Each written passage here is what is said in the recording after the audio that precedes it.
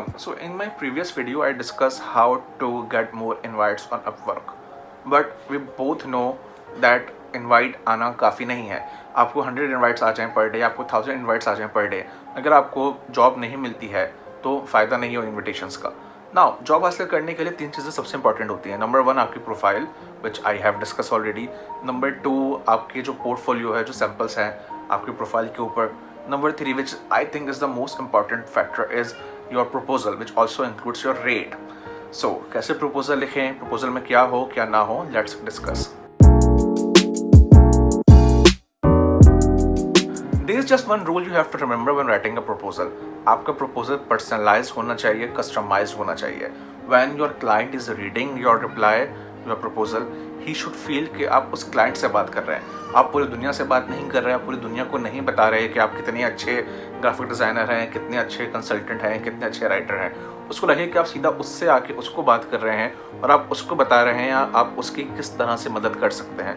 This is what every client wants to see. So अब सवाल ये आता है कि कस्टमाइज प्रपोजल लिखें कैसे. रूल नंबर 1, आप जेडी जॉब डिस्क्रिप्शन जो कि क्लाइंट ने पोस्ट की होती है उसको पूरा पढ़ें, उसको हेड टू टो पूरा पढ़ें, समझें कि उसमें क्या रिक्वायरमेंट्स है. मेक श्योर यू थिंक कि ये जो जॉब है ये आपके लिए सूटेबल है या नहीं. अक्सर टाइटल में होता है कि I am looking for a graphic designer, आप पढ़ के जॉब पे अप्लाई कर देते हैं. अंदर लिखा हुआ होता है कि मुझे स्पेसिफिक चीज़ डिज़ाइन करवानी है जो कि शायद आपको ना आती हो. तो आप पहली बात है कि आपका प्रपोजल उसके रिक्वायरमेंट से मैच नहीं करेगा. अगर आपको लेट से जादू से जॉब मिल भी जाती है, सो यू नो कि वो जॉब आप अच्छे से नहीं कर पाएंगे, या तो उस जॉब पे डिस्प्यूट होगा या फिर उस जॉब पे आपको बहुत बुरा रिव्यू मिलेगा, जो दोनों चीज़ें आपकी प्रोफाइल के लिए बहुत बुरी हैं. So make sure to take some time.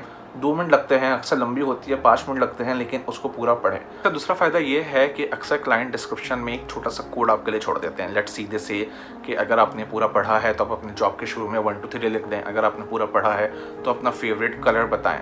वो सिर्फ ये देखने के लिए होता है कि जो एप्लीकेंट्स अप्लाई कर रहे हैं उन्होंने जेन्युइनली वो जॉब पूरी पढ़ी है, वो जेन्युइनली उसमें इंटरेस्टेड हैं या नहीं.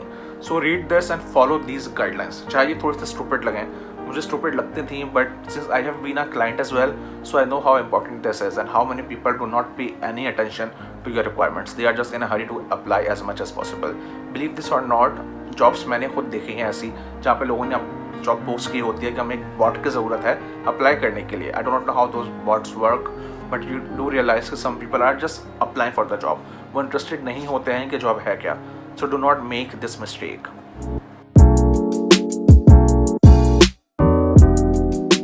Rule number 2, show your personality. If you're a nice person, show this. If you are somebody who's very professional, show this. If you are very friendly, show this.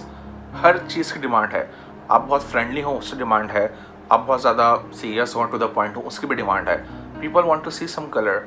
जब वो आपका प्रपोजल पढ़ें तो उन्हें आइडिया हो कि वो किस इंसान से बात कर रहे हैं. अनफॉर्चुनेटली बहुत सारे लोग जॉब प्रपोजल को सीरियसली नहीं लेते हैं. It is as important as going to the office of let's say Apple and giving an interview. वो एक इंटरव्यू होता है, आपका प्रोसेस होता है, आपकी CV होती है वो, एंड उस पर बहुत ज़्यादा लोग आपको जज करने वाले हैं. So show some personality. Start with hi. अगर आपको क्लाइंट का फर्स्ट नेम पता है, अक्सर जॉब में मेंशन होता है, feel free to use the name, the full name. Start with hi, I am this and that. Mention who you are and how you can help your client. Show who you are, but make sure कि आप बहुत ज़्यादा over friendly ना हो जाएं. Number 3, make sure to include your samples or your portfolio in your proposal. चाहे आपकी profile पे 1000 सैम्पल्स हों, आपकी प्रोफाइल पे बहुत अच्छा पोर्टफोलियो हो, हर क्लाइंट वो प्रोफाइल नहीं देखने वाला है अनलेस वो आपसे इम्प्रेस हो चुका हो. So include your best samples in your proposal and make sure वो सैम्पल्स जो हैं रेलेवेंट हैं उस जॉब से. Number 4, include some examples. Now, I do not mean samples by example. Example का मतलब sample नहीं है. Example का मतलब real life case study है. फॉर एग्जाम्पल अगर एक जॉब आती है SEO के लिए और आपने सिर्फ लिंक दे दिया कि मैंने इस वेबसाइट की SEO की है, क्लाइंट के पास इतना टाइम नहीं है कि वेबसाइट खोले, उसका सर्च रिजल्ट देखे और मालूम करे कि भाई कितना अच्छा रिजल्ट आया है. यू हैव टू मेंशन कि मैंने abc.com पे SEO अप्लाई किया था एंड उसको 1 महीने में 6 महीने में उसकी रैंकिंग पेज 5 से पेज 1 पे आ गई एंड आई यूज़ मल्टीपल ये मैंने ट्रिक यूज़ की थी. So the client will know, okay, this guy knows what he's doing, this guy has done this, and this guy can do this for me.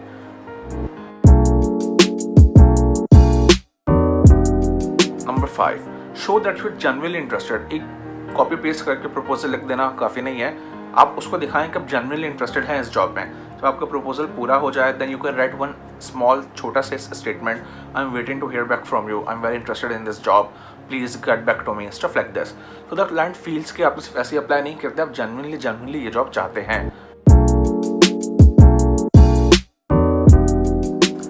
Now one more very important thing जो मुझे खुद personally बहुत बुरी लगती है, what some clients do is they बहुत सारे वो सवाल पोस्ट कर देते हैं अपवर्क पे. अक्सर वो सवाल जो है रेलेवेंट भी नहीं होते हैं. अपवर्क का अपने टेम्पलेट है, उसमें वो पूछता है क्लाइंट्स को कि आपको क्वेश्चंस पोस्ट करने, sometime they say yes and then they post. As a freelancer आपकी रिस्पॉन्सिबिलिटी है कि आप हर सवाल का जवाब दें, हर सवाल का जवाब उसके हिसाब से दें जो कि उस जॉब से और आपके स्किल से सूट करता हो.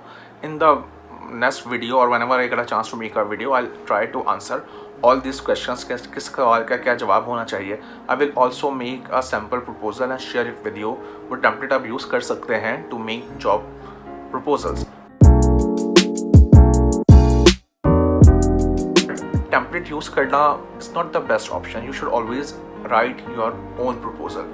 टेम्पलेट सिर्फ आपको इतना बताएगा कि शुरू में ये आए, आखिर में ये आए, पर लिखना क्या है वो सिर्फ आपको पता है. सैम्पल्स क्या यूज़ करने वो सिर्फ आपको पता है, because those things depend on the job. Her job पे सेम चीज़ अप्लाई नहीं होती है. एक ही क्लाइंट की 2 जॉब्स पे सेम चीज़ अप्लाई नहीं होती है.